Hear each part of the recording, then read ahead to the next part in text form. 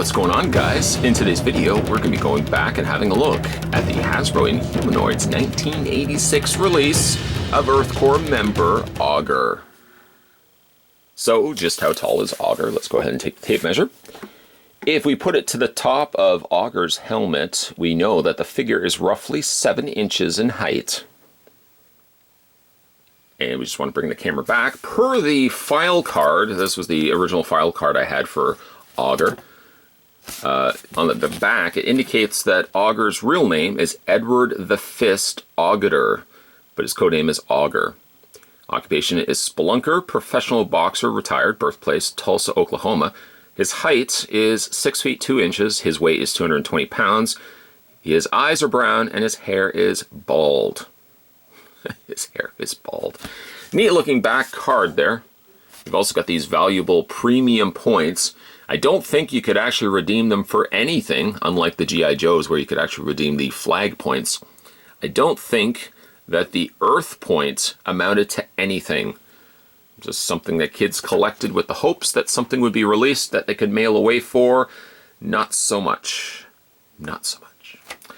Let's have a look at Auger here, one of my personal favorites. I would in fact say he may be my favorite. I do also like Dr. Derek Bright, but I do think the Auger is one of my personal favorite designs, especially in the cartoon and more importantly here in toy form. Much like the previous figure that we had to look at. We'll just take that off. Herc Armstrong had it, and Auger also has it too, a very ugly head sculpt underneath. What is going on? It looks like Lex Luthor is hiding inside this Earth Corps uniform. So the head sculpt is laughable. It's small. It's ridiculously small versus like the rest of the figure. But unfortunately, that's the way these Inhumanoid toys were. Sure, 9 times out of 10, you probably weren't displaying them without the helmet. You probably would just displaying them with the helmet. Something I forgot to mention when we looked at... I keep forgetting his name. Herc Armstrong, there we go. Is that they also have light piping. There's light piping on the tops of their helmets that light up then the visor or the open area on the front.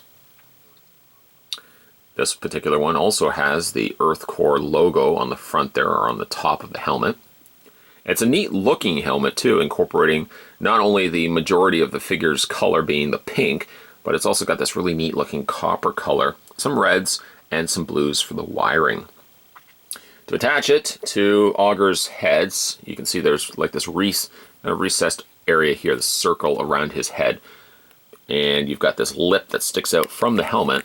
It just snaps into place. It pretty much eliminates, this one's a little bit more difficult to get in place. It pretty much eliminates, though, any sort of head posability. You can't really do anything with the head once it's plugged into place. That is providing, of course, you can get it plugged into place, which on Auger is a little bit more difficult. A little bit more difficult than the others. There we go. I guess there is a little bit of head posability now that I see it. I just want to actually put him down for a second. This may be, just reaching off camera for a second, this may be something I didn't notice before. See, Herc doesn't have it because he's got the little lips on either side where you can rotate the head back and forth. But Auger seems to have head articulation, which I didn't realize before. There's a comparison between the two figures, the Herc Armstrong and the now looking at Auger. This one got a lot more personality than this one here. This one's a little bit more blander in design. What we did look at, though, when we looked at Herc Armstrong was the fact that they had the removable weapons. So we can detach Herc's, go to Augers, and you can do the exact same thing. So yes, in fact, something not advertised on the packaging at all, not that I'm aware of, they do have swappable weapons.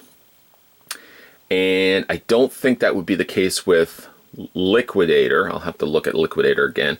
Dr. Derek Bright had the little claws, so I don't think you can do that with those figures. But you can certainly do it with Auger and Herc Armstrong. Let's go ahead and attach this one again. There we go, and we'll just put him to the side. Okay, so spending a little bit more time looking once again at the suit. What a neat looking suit this is. It looks like it's comprised of brains.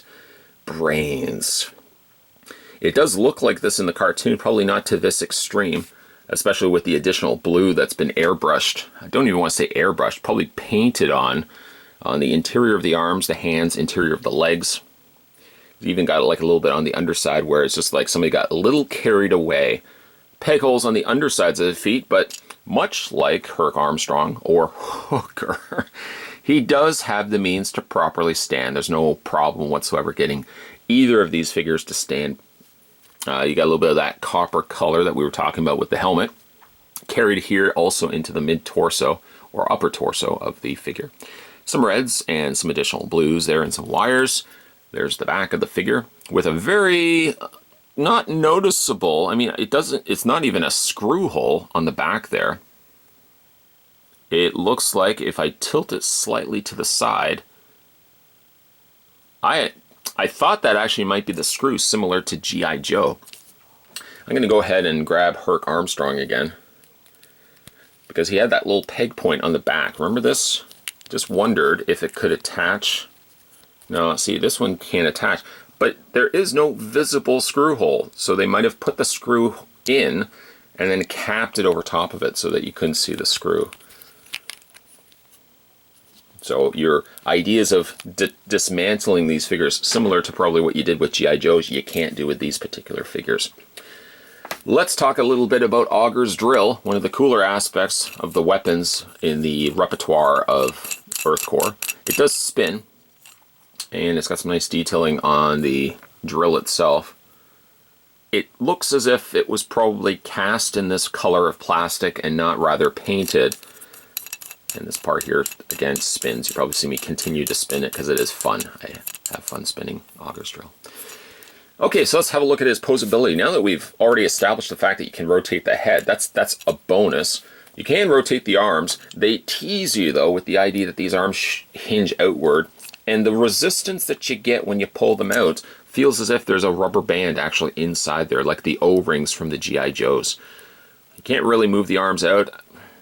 It's so teasing the fact that you think you can, but you really can't. You fool, you can't. You can rotate the arms, yes, and you can also hinge the legs back and forth. A considerable amount, actually, for as big as this figure is. Usually there would be like a stopping point on the back of the figure, preventing the leg from going any further than that. But no, Auger can have a considerable range of leg articulation back and forward, but really for this particular figure, if we don't include the helmet end of it, he technically has 5 points of articulation. The head, the arms, the legs. What I liked about the cartoon and what I like about the figures is that each member of Earthcore had a very distinctly different looking suit. It didn't look like they all carried the same sort of design aesthetics. They were sort of based on what functionality the suits could perform. Auger really has some neat design elements to him because he has that kind of brain-looking texture to his body. I love the colorings that they used for him. And like in the show, he's got the really cool drill on his hand, which he does make use of quite frequently in the episodes. The figures themselves, if you ever wanted to pick them up for yourself, probably would be easiest to try to find at an online, eBays and stuff like that. You may be lucky enough to find them in local toy conventions, toy shows sort of thing. But, I mean, the chances of getting complete figures at times can be very difficult, and a lot of times figures like this don't take a lot of value to them, so if you're ever buying them from toy shows, these are the type of figures, unlike, say, Star Wars figures that are prized, or Superpowers figures that are in cases and protected.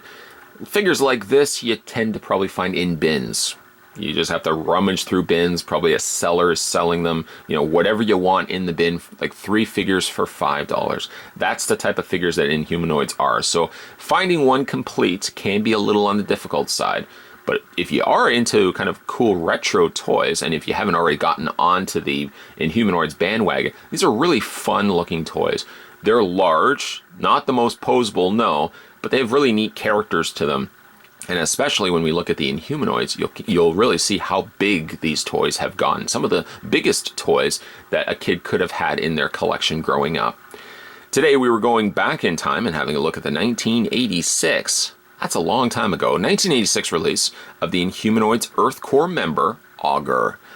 If you guys haven't had a chance already to hit that little subscribe button down below this video, make sure you do so. Of course, we're going to do some more retro videos coming onto this channel as well, so stay tuned for that. I've got some big ideas planned for retro reviews, so hopefully you guys like retro stuff.